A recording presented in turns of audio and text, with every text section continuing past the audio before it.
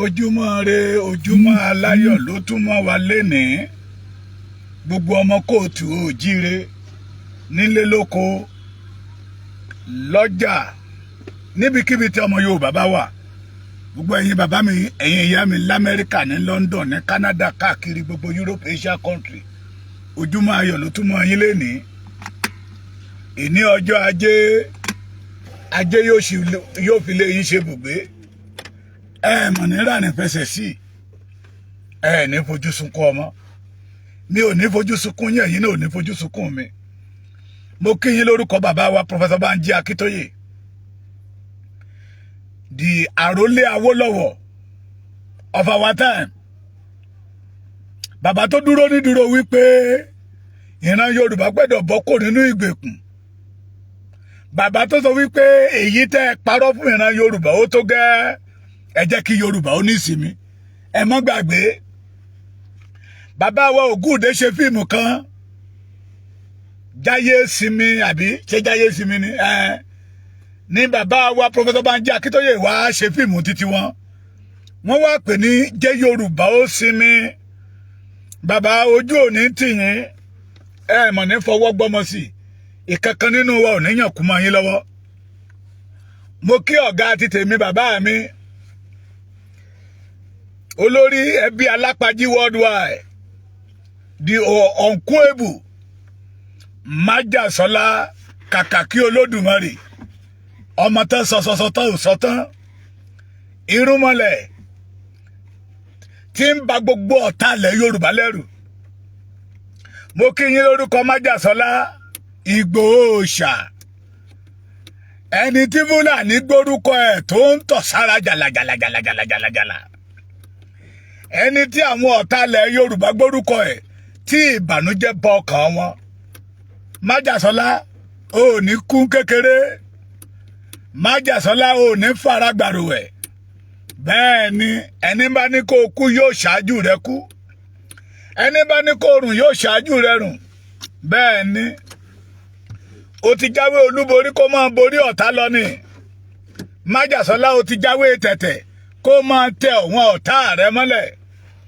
àwọn bàbá wa sọ̀rọ̀ kan ń jọ̀wọ́n àná wọ́n ní ojú oró ní lékè omi Májàsọ́lá ó lékè ọ̀tá ìran Òṣìbàtà ní lékè odò mo ní Májàsọ́lá ó lékè àwọn aṣebi láṣẹ Olódùmarè mo kí gbogbo ẹ̀yin ọmọ Yorùbá tẹ́ dúró pé ìran wa gbọ́dọ̀ bọ́ kó nínú ìgbèkùn ẹ lékè nílé lóko níbi gbogbo ẹni bá ní kọ̀nà yín dàrú irú ẹni bẹ́ẹ̀ ẹ wà ẹ ní rí ó rò lọ́kàn ni ó ti dáwọ́lé ní yóò padà sórí wọn torí àwọn bàbá wa ní àríkìṣẹ́gi tó bá ṣẹ́gi nígbó orí ara rẹ̀ níbi ìlú bẹ́ẹ̀ ni àríkìṣẹ́gi ni wọ́n ní tó bá ṣẹ́gi nígbó orí ara rẹ̀ níbi ìlú bẹ́ẹ̀ ni ọwọ́ tí ọ̀gẹ̀dẹ̀ bá gbé ńkọ́ àwọn bàbá wa ní ọwọ́ ara rẹ̀ níbi ìlú gbogbo ẹnikẹ́ni tó bá ro ibi ro ẹ̀yin ọmọ ojúlówó ọmọ Yorùbá tẹ́ ẹ pòǹgbẹ pé kí ìran yín gbẹ́dọ̀ lálàáfíà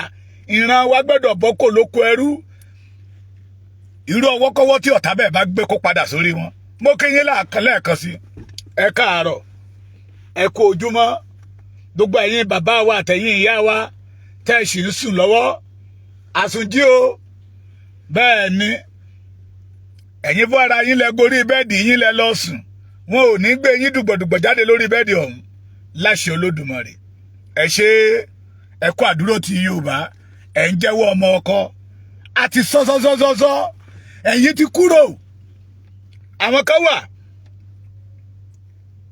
fìlà Awólọ́wọ̀ náà fi ń kó wa lómi ọbẹ̀ jẹ fìlà Awólọ́wọ̀ náà fi ń tàn wá fìlà bàbá wa Awólọ́wọ̀ náà fi ń gbògo lọ́wọ́ ọmọ Yorùbá fìlà bàbá wa Awólọ́wọ̀ náà fi ń gbọn ire dànù lọ́wọ́ ọmọ Yorùbá tá ẹ bá ti rí fìlà yẹn lórí wọn wọ́n mọ̀ sọ táwólọ́wọ̀ ṣe bẹ́ẹ̀ dẹ̀rẹ́ ojú náà fi jọ Awólọ́wọ̀ ẹ́ńjìnì Awólọ́wọ̀ sí nínú wọn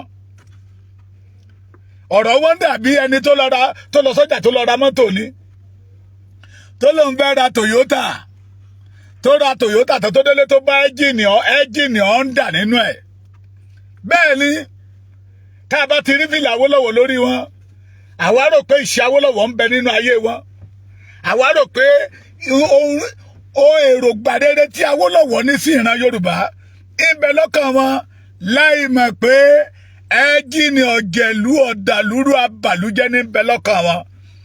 Mo kí yín bàbá mi Lárí Àkànbí, yes, ìyá mi Táíwò Kíkẹ́ Fásánmi, mọ́ Olúdáre JP, àánú Ọlọ́run yóò wá yín kúrí. Àgbàrá yìí fò kòtò, ire ayé yín ò ní fò yín rú. Àgbàrá yìí fò kòtò, gbogbo Yorùbá pátá, ire ayé wa ò ní fò wá rú. Àwa la lògo, àwa dẹ̀ la máa lògo ọ̀hún. Bí ọ̀tá fẹ́ bí ọ̀tá kọ̀. Ẹjọ́ ẹ pè mí padà bí 10 minutes ẹjọ́. Ẹ má bínú o. Bí ọ̀tá fẹ́ bí ọ̀tá kọ̀. Àwa la máa. Ẹ má bínú o, kọ́ yẹn ló fẹ́ kọ́ ti program yẹn. Ẹjọ́ ẹ má bínú. Lára àwọn èèyàn mi ní, lára àwọn olólùfẹ́ mi, lára àwọn tí ò jẹ́ káṣọ jábọ́ lẹ́yìn níjìká bàbá Èkìtì ni. Èmi àtẹ̀yìn la máa rí ògo náà lò bí ọ̀tá fẹ́ bí ọ̀tá kọ̀. Wọ́n lo fìlà Awólọ́wọ̀ náà fi ń gba eré dànù lọ́wọ́ ọmọ Yorùbá. Wọ́n ti tún lo jíngí ojú Awólọ́wọ̀ jíngí ojú Awólọ́wọ̀ náà fi ń gba eré dànù lọ́wọ́ wa lọ́wọ́lọ́wọ́. Àbí ó ti yẹ kó yé yín, ẹ lọ wojú Bọ́lá Ahmed Tinubu. I told you pé we are nothing in this country. Wọ́n ti ń pálọ̀wé fún wa, wọ́n ń pálẹ̀nà fún wa wípé Yorùbá, Nigeria is not your place. Àmọ́ tó ní Nigeria sọ fún wa lọ́wọ́lọ́wọ́. Ṣùgbọ́n ẹ̀yin aláìmọ̀kànmọ̀kà ẹ jẹ́ kí Bọ́lá Ahmed ó débẹ̀, yóò ṣe bẹ̀bẹ̀, ó mọ̀ wọ́n, ó mọ̀ wọ́ wọn. Bọ́lá ti débẹ̀ náà. Wọ́n ti fi fìlà Awólọ́wọ̀ jẹ wá níyà sẹ́yìn. Díngí ojú Awólọ́wọ̀ náà fi ń jẹ wá ń yà lọ́wọ́lọ́wọ́. Àwọn Fúlàní ló sọ fún un kó dáná old national item kó dá padà. Èyí tó máa favour ìran Yorùbá, wọ́n reject abẹ́ tí ìgbọ́ ni. Wọ́n ní National Assembly reject region government. Wọ́n wá kọ síbẹ̀ pé Tinubu want to separate north. Wọ́n mọ̀ pé àwa ló ń jẹ tó ń jẹ. A dẹ̀ sọ fún yín wípé tí ìran Yorùbá bá ṣì wà nínú Nàìjíríà, ẹ já gbàgbé ẹ̀, we are going nowhere.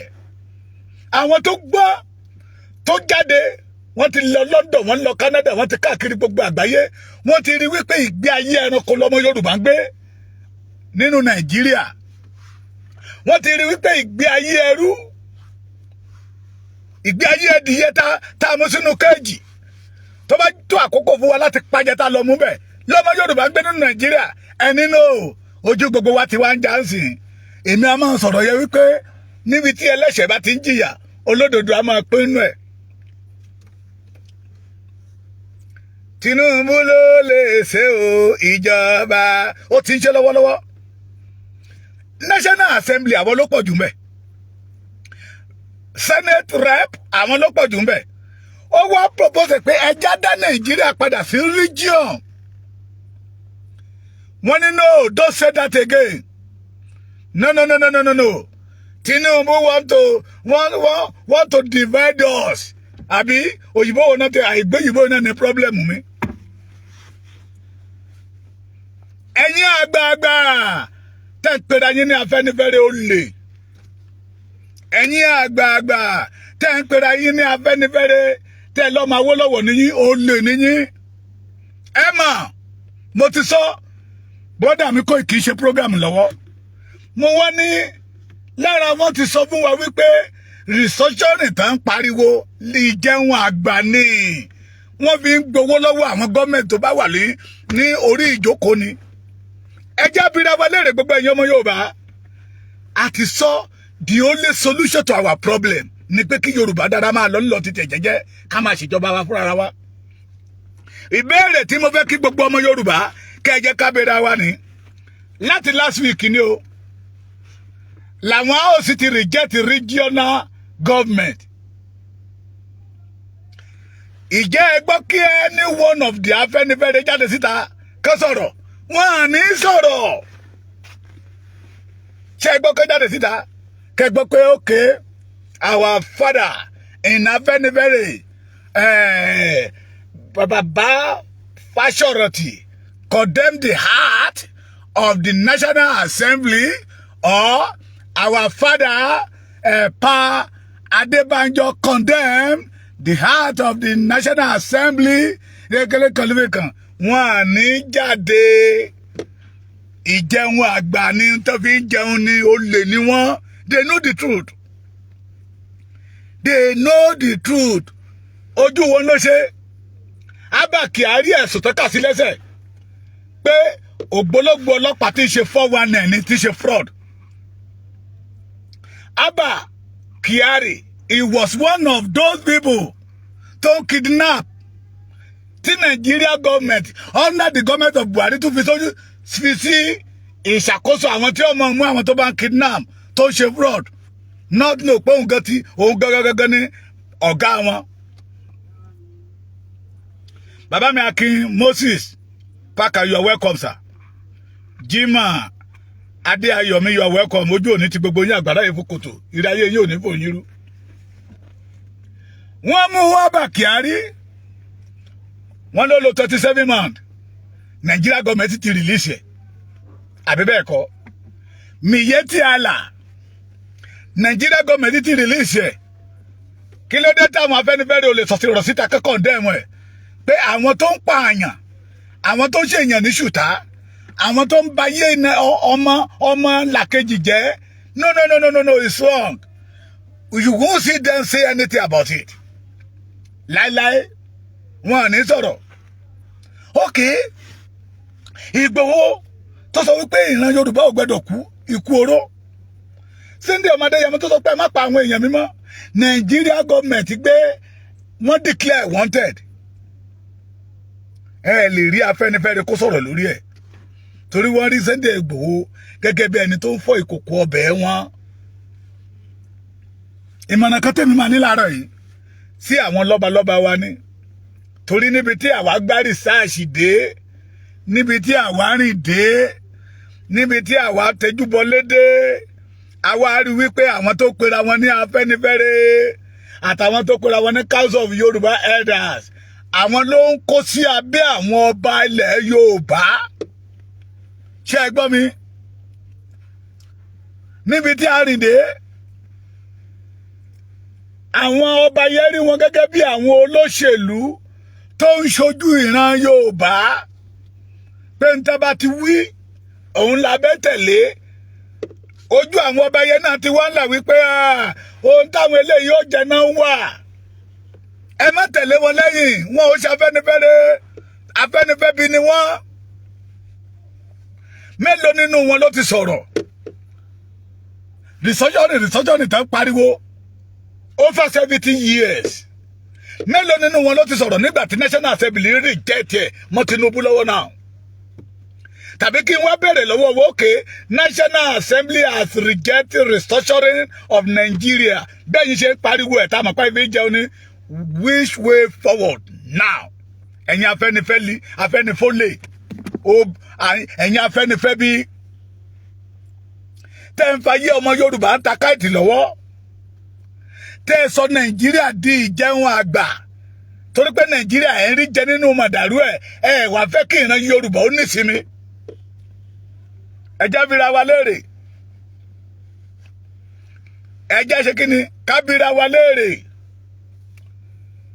Ẹ jẹ́ bira wa léèrè o, ẹ̀yin ọmọ Yorùbá. Àdérí Afẹ́nifẹ́re. Ṣé lóòótọ́ ní Afẹ́nifẹ́re? Ṣé lóòótọ́ ni wọ́n ń sọ̀rọ̀ behalf of the Yorùbás? Ṣé ojú gbogbo wa ò ti wá rí náà pé àti restructuring o àti true federalism o kò sí kankan bẹ̀ tí ó lè ṣe ìran Yorùbá lóore jù kí kálukú máa jorúkọ bàbá ẹ̀? Wọ́n mọ̀ the majority of Afẹ́nifẹ́re àtàwọn tó pera wọn ní Committee of Yoruba Elders Council, wọ́n mọ̀ pé tí ìran Yorùbá bá dúró ìjẹkújẹ tán rí jẹ nínú Nàìjíríà wọn àní rí jẹ mọ́. That is why tó fi fẹ́ fayé títí wá máa fi tó ayé títí wọn ṣe, ká máa wá fayé títí wọn máa fi ba ayé títí wa jẹ́. Ẹ̀yin ọmọ Yorùbá ẹ wake up. Ẹ wake up. Where do you see Afẹ́nifẹ́re come out and condemn the heart of Dúpẹ́ Onítìrí?